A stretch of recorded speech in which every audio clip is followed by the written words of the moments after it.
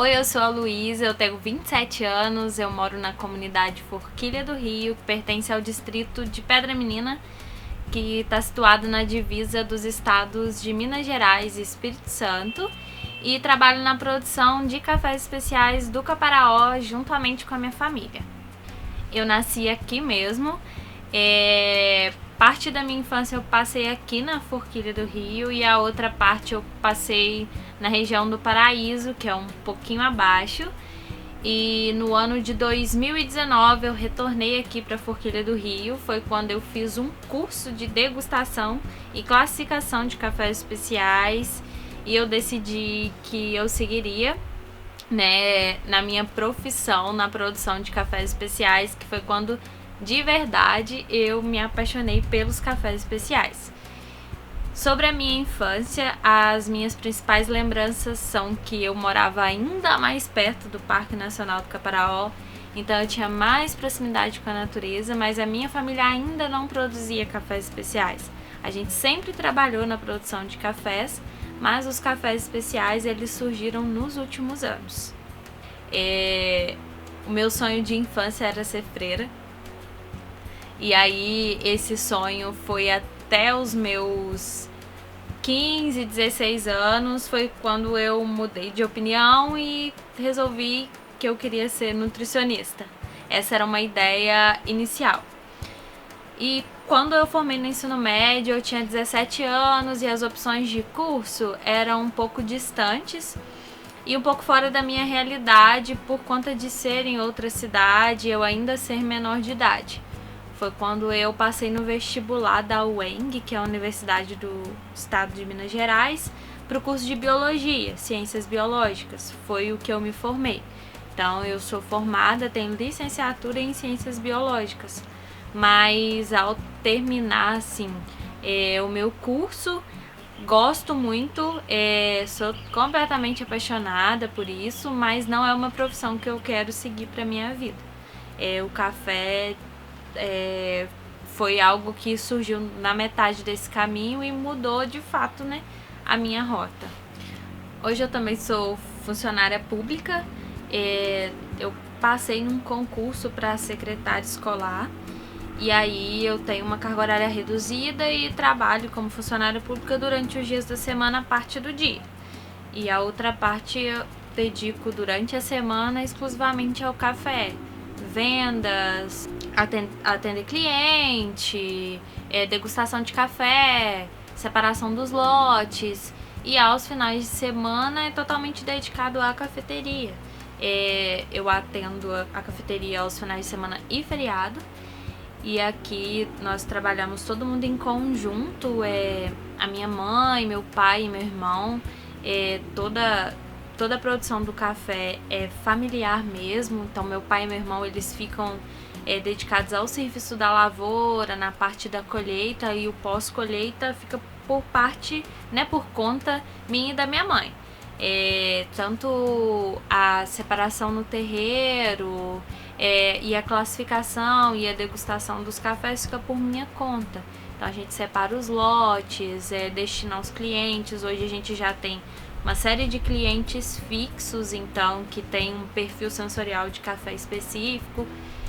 Então, quando a gente já separa os lotes, eu já envio para os meus clientes aqueles cafés que eles têm preferência, e aos finais de semana é mais na cafeteria mesmo. Eu comecei a dedicar totalmente o café durante a pandemia, que foi quando tudo fechou, né? E eu fiquei totalmente dedicando ao café.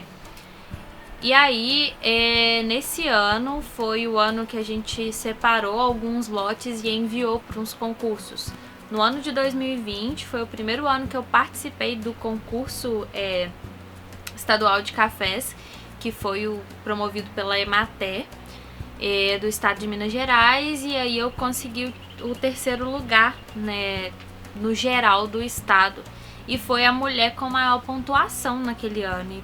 E aí, geralmente a Emater, a mulher com maior pontuação, com café com maior pontuação, ganha o título de mulher empreendedora. E aí tivemos um pouco mais de de olhos voltados, né, para o nosso sítio. E aí que surgiu a ideia de começar o piquenique. Eu queria um lugar que eu pudesse servir o nosso café, servir as coisas que a minha mãe fazia. Minha mãe sempre foi muito boa na cozinha, sempre fez bolos, pães, e algo que pudesse também mostrar um pouquinho da nossa realidade. Então, o nosso início foi com os piqueniques. Nós fizemos um mirante, um deck, no meio da lavoura mesmo, no meio do cafezal. Nós começamos a servir café agendado ali.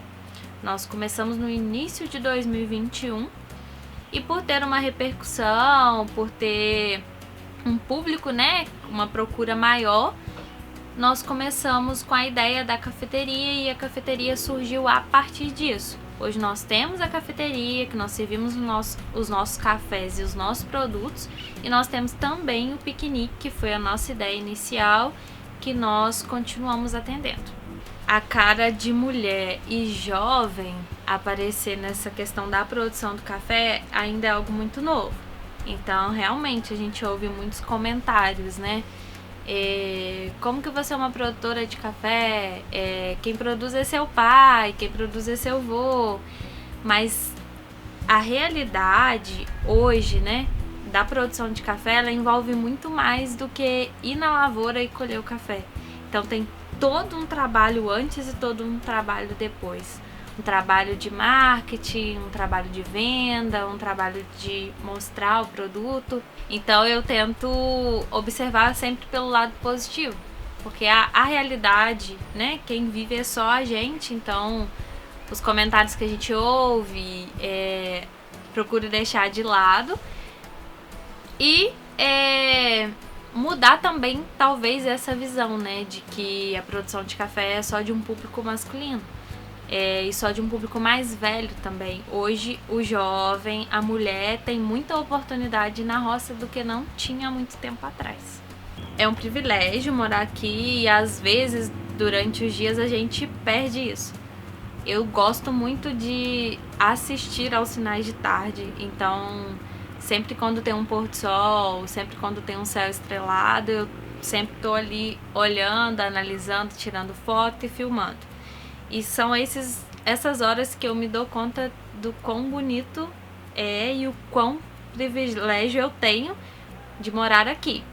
E também quando as pessoas chegam e falam, nossa, como isso aqui é bonito, e a gente para observar, porque é tão comum que a gente talvez não vê tanta beleza quanto as pessoas veem de fora.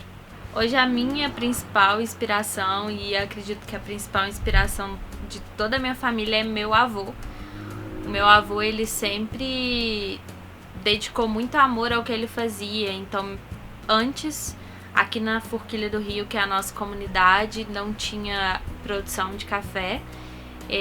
A principal produção era cebola e meu avô começou com isso. E ele já ganhava os principais concursos de produtores que tinham na região. Então ele sempre produzia as melhores cebolas, com mais cuidado. E depois disso ele começou a produção de café. E com a produção de café ele também conseguiu trazer, né, o caparau amarelo, que é uma variedade que é endêmica aqui da região. O caparau amarelo foi uma muda que veio no meio de outras que ele comprou, acreditando que era o catuai. Ele percebeu que aquele pé em si tinha um comportamento diferente. Então foi um café que tinha os grãos com uma cor diferente, tinha uma maturação diferente dos outros, e ele colheu as sementes e replicou. No ano de 2021 foi o último ano que foi feita uma pesquisa, né, e descobriu-se que o caparau amarelo é endêmico aqui dessa comunidade, aqui da região do Caparaó. E foi uma muda que meu avô trouxe. E meu avô sempre acreditou, né? Então ele começou a participar de concursos de qualidade de café. No início ninguém acreditava muito, então o primeiro concurso que ele participou foi no ano de 2019, que foi o regional de Muriaé, e ele enviou as amostras e foi final do concurso e ele voltou de lá com os 3 primeiros lugares, que foi primeiro, segundo e terceiro lugar. Daí começou, né, os filhos, os netos começaram a dedicar junto com ele. E no ano de 2012 foi o primeiro ano que meu tio ganhou pela ABIC, né, um campeonato nacional que foi o melhor café do Brasil. E aí começou a mudar a realidade, né, do local. Hoje a gente segue, né, os passos do meu avô e os ensinamentos dele. Ele sempre acreditou e hoje ele fica muito orgulhoso de ver que tem uma geração depois dele, de filhos, de netos que estão seguindo o caminho dele.